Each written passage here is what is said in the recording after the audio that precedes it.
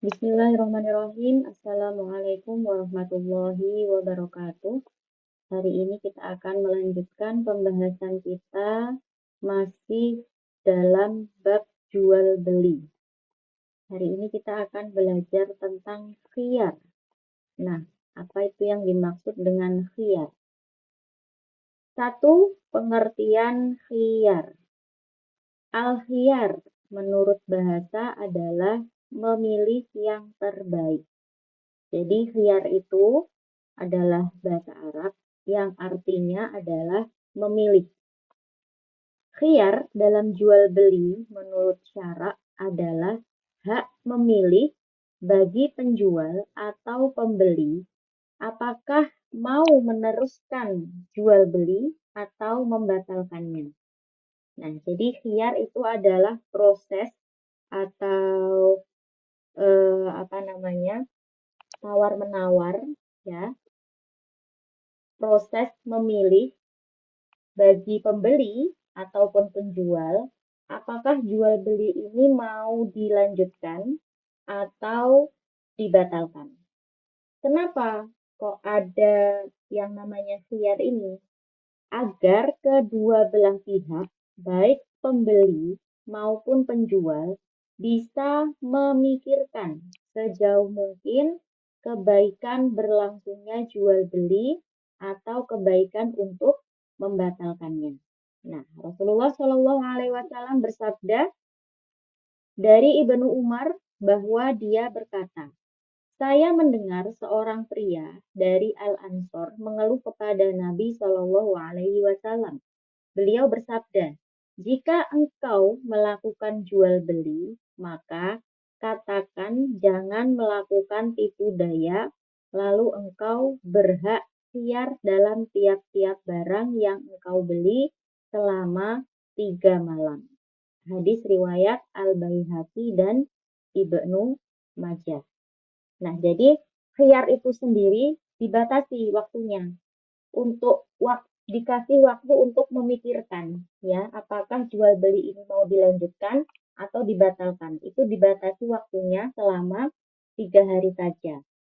Nah, khiyar itu harus sesuai dengan aturan yang sudah ditetapkan, ya. Nah, sekarang kita akan belajar tentang macam-macam khiyar. Yang pertama ada khiyar majelis. Apa itu khiyar majelis? Khiyar majelis adalah khiyar antara penjual dan pembeli boleh meneruskan jual beli atau membatalkannya pada waktu masih berada di tempat akad jual beli. Jika keduanya telah berpisah, maka hak khiyar tidak berlaku lagi. Nah, jadi yang namanya khiyar majelis itu syaratnya harus dua orang ini antara pembeli dan penjual itu harus masih sama-sama di tempat, ya, tidak boleh ada yang meninggalkan tempat. Kalau salah satunya sudah meninggalkan tempat, maka sudah tidak berlaku lagi khiyar tadi itu, ya. Rasulullah Shallallahu Alaihi Wasallam bersabda, Ani bin Umar an Rasulillahi Shallallahu Alaihi Wasallam annahu qala idza tabaya'a ar-rajulani fakullu wahidin minhuma bil khiyari ma lam yatafarraqa wa kana jami'an rawahu al-Bukhari wa Muslim. Artinya, dari Ibnu Umar, dari Rasulullah Shallallahu Alaihi Wasallam, sesungguhnya beliau bersabda, orang yang mengadakan jual beli diperbolehkan melakukan khiyar selama keduanya belum terpisah dari tempat akad. Hadis riwayat Al-Bukhari dan Muslim. Nah, jadi begitu ya.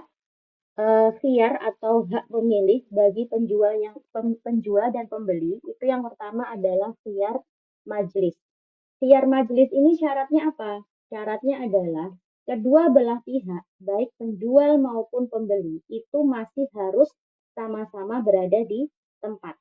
Kalau sudah berpisah, maka sudah tidak berhak lagi untuk memilih, ya, membatalkan atau melanjutkan. Sudah tidak berlaku lagi khiyarnya. Kemudian yang kedua, ada khiyar syarat. Khiyar syarat adalah hak memilih antara meneruskan jual beli atau membatalkannya dengan syarat tertentu. Masa berlakunya khiyar syarat adalah 3 hari, sebagaimana hadis di atas. Nah, jadi kalau khiyar syarat itu kita mau melanjutkan jual beli atau membatalkan, tapi ada syaratnya. Contohnya, Umi memberikan baju adik, tapi adik nggak diajak, ya. Kemudian Umi berkata kepada penjual, baju ini jadi saya beli kalau anaknya mau, kalau anaknya cocok. Tapi kalau nggak cocok, maka baju ini akan saya kembalikan lagi. Nah, jadi syaratnya ada cocok tadi itu, ya. Jual beli bisa terjadi, ya. Jual beli itu bisa dilanjutkan kalau syaratnya apa tadi? Anaknya cocok. Kalau nggak cocok berarti gimana? Ya berarti tidak jadi dibeli bajunya tadi, itu ya, yang dimaksud dengan khiyar syarat. Nah, masa berlakunya khiyar syarat ini adalah 3 hari. Jadi kalau sudah lebih dari 3 hari, maka otomatis sudah tidak berlaku lagi hak untuk memilih tadi itu. Ya, jadi kalau misalnya kita beli barang, ya, kemudian ada syaratnya, ya, kayak tadi misalnya, Umi membelikan baju adik dengan syarat apa? Kalau adik mau pakai bajunya, kalau adik cocok dengan bajunya. Nah, ini syaratnya 3 hari, ya. Jadi, sebelum 3 hari, kalau misalnya baju itu ternyata tidak cocok, maka harus segera dikembalikan kepada penjualnya.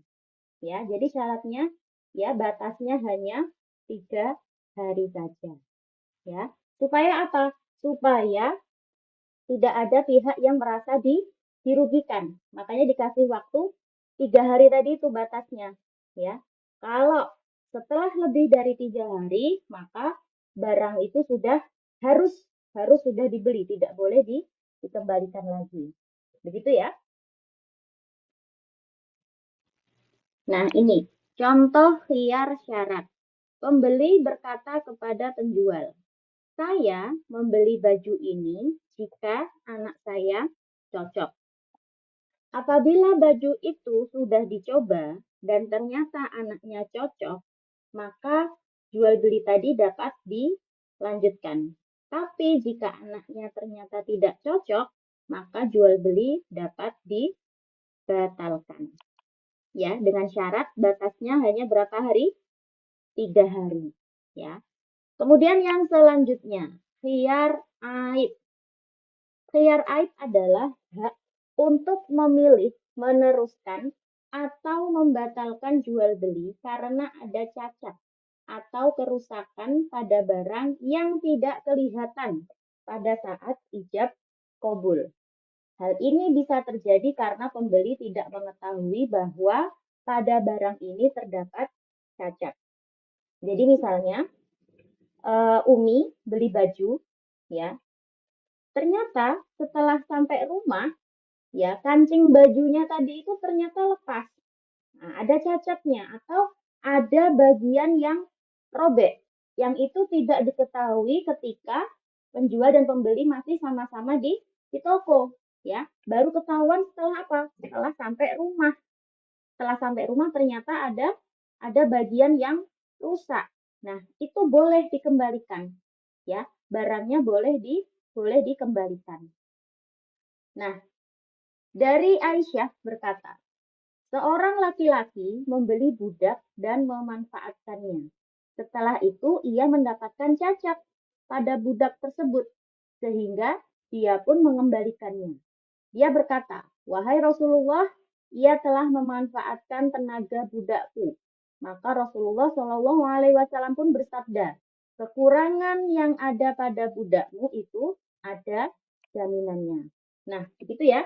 Jadi kalau yang namanya khiyar aib itu kita boleh mengembalikan barang yang kita beli jika ternyata, ya, barang itu baru diketahui ternyata ada cacatnya, ada rusaknya. Ya, itu boleh barang itu tadi dikembalikan kepada penjual. Nah, Syaratnya apa? Syaratnya tidak boleh ditunda-tunda, ya. Jadi harus segera dikembalikan. Kalau ternyata sampai rumah, ya, baju yang kita beli tadi itu ternyata ada rusaknya, maka harus segera dikembalikan. Dan apa syaratnya? Tidak boleh digunakan sebelum barang itu dikembalikan. Nah, itu ya. Nah, biasanya ini sering terjadi kalau kita beli barang online, ya kan? Kita kan nggak bisa pegang barangnya ya, karena belinya online. Kita cuma bisa lihat fotonya aja.